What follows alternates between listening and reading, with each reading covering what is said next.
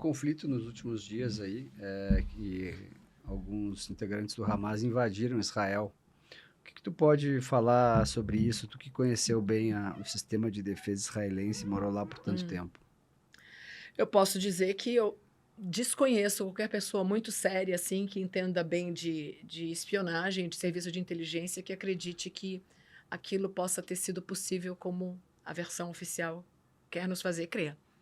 Que Hamas iria estar... Meu Deus, eu lembro quando eu fui para Israel na primeira vez, tu conseguia ouvir o clique no telefone cada vez que tu falava uma certa palavra-chave. Eles estão avançadérrimos. Então, assim...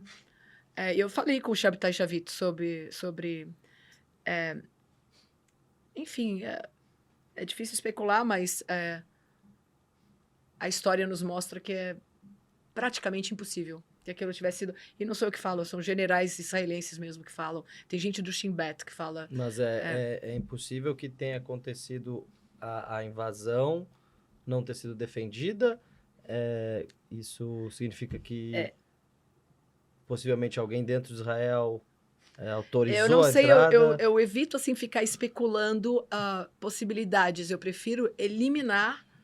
Então, assim, eu elimino a possibilidade de que aquilo tenha acontecido, como eles dizem, sem que ninguém tivesse sabido com antecedência o que ia acontecer. Não tenho como acreditar nisso. Para mim é... E até parabenizo quem acredita, eu gostaria de ter essa ingenuidade. Tu acha que deixaram a porta aberta, foi isso? Não sei, mas eu sei que isso acontece no mundo inteiro toda hora, desde o começo da história. Tu precisa... A Rússia, por exemplo, matou seus próprios soldados ali na Finlândia para poder entrar em guerra com a Finlândia. Isso acontece toda hora. Quase que, eu diria que grande parte dos estopins de guerra foram produzidos exatamente para justificar a guerra, que dali continuaria, entendeu? Ou se justificaria. Então, mas eu não li muito sobre o assunto, eu só tenho algumas pessoas que eu sigo no Twitter, alguns trabalhos que eu acompanho, e tem pessoas respeitáveis dos dois lados. Tem pessoas que eu respeito, que eu respeito intelectualmente ali, mas elas tentam de toda maneira achar... tu tá vendo, assim, quando tu acompanha, tu vê a tentativa de explicar o que parece inexplicável, que é como que a maior inteligência do mundo, com o exército mais avançado do mundo, conseguiu permitir ultraleves entrando ali. É fofinha a história. Fofinho. Deixa eu te perguntar uma outra coisa. Já que eu vou abrir para a bateria de perguntas aqui. Bateria de perguntas. Onde tu acha que o jornalismo brasileiro, o jornalismo raiz, o jornalismo de verdade se perdeu? Porque eu acompanho no Twitter vários jornalistas, talvez 100, e o negócio virou mais uma panfletagem ideológica do que jornalismo propriamente dito. Ontem até tu comentaste à noite, no jantar no Latambu, que tu foi convidada diversas vezes para diversos encontros com diversos políticos e tu nunca foi. Para não ter nem shake hands. Puxa, vai que eu gosto dessa pessoa, ela é simpática e tudo mais, e ela enviese a minha percepção. Onde tu acha que o pessoal se perdeu? Tu acha É que uma o boa pessoal pergunta isso. Eu nem acho que seja essa a razão dessa perdição ali. Mas, só para lembrar, Tu acha que é muito no talento e personalidade? Então, eu falei isso, né? Eu vou só dar para a tua audiência o contexto por que eu falei isso. Tu estava citando um jornalista com uma certa reverência e como ele tinha acesso a todos os ministros do STF.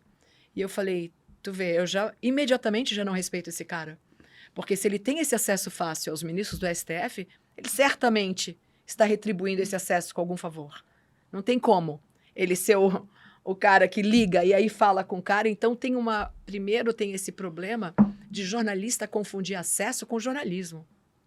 I'm sorry, isso não é. Aliás, o bom jornalista, na minha opinião, provavelmente consegue grandes entrevistas só uma primeira vez.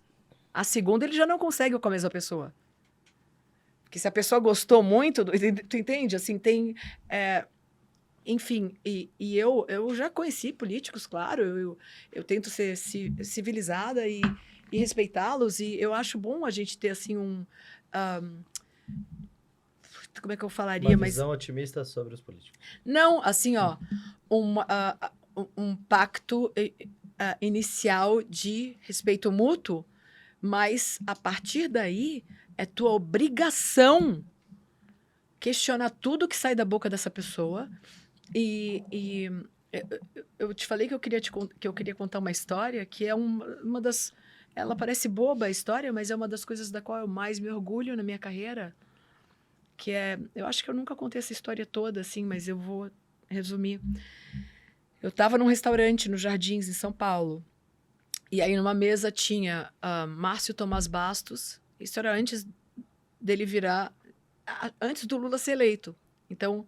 Naquela época, eu tinha só admiração pelo Márcio, mas eu tinha um questionamento moral ali, que era, como é que pode o maior doador, pessoa física, para o PT, ser um dos maiores defensores do crime de criminoso de colarinho branco no Brasil? Hoje eu penso, pô, então, se ele ganhava tanto dinheiro de criminoso de colarinho branco e ele era um dos maiores doadores pessoa física, viu? Ele lavava o dinheiro, na prática. O dinheiro passava por ele e ficava bonito. Assim que é uma interpretação. Mas, enfim, eu cheguei na mesa dele e falei, boa tarde, doutor Márcio, sou sua fã, gostaria de fazer uma entrevista. E aí eu ainda joguei ele, pra quem? Aí eu acho que eu tava no Estadão, mas eu queria fazer pra Revista República. Eu falei, pra Revista República.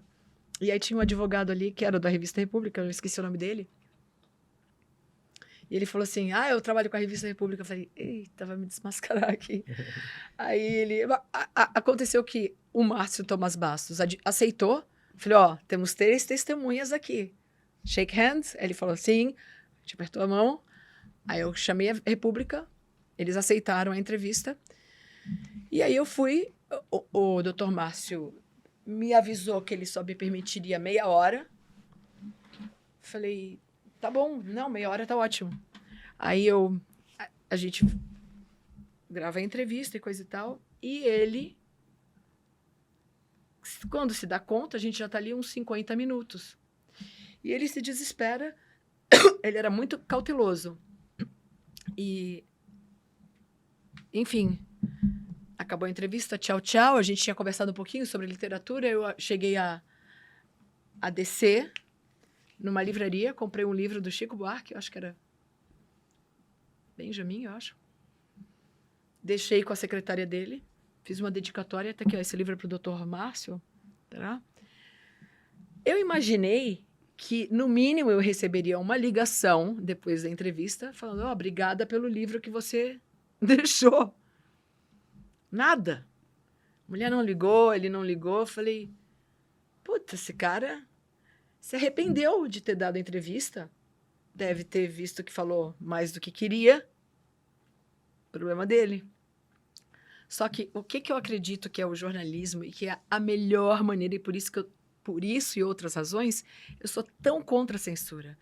Porque a melhor coisa contra um argumento é um contra-argumento. Então, assim, a melhor maneira de encontrar a verdade é ter alguém defendendo um ponto e alguém igualmente inteligente e preparado atacando aquele mesmo ponto. E aí eu, como juíza, provida de um advogado de defesa, de um promotor, vou conseguir decidir se isso aqui é certo ou errado.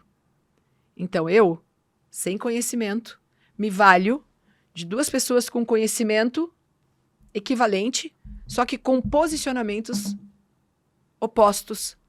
E aí eu vou poder chegar à minha conclusão, mesmo sem ter o conhecimento deles.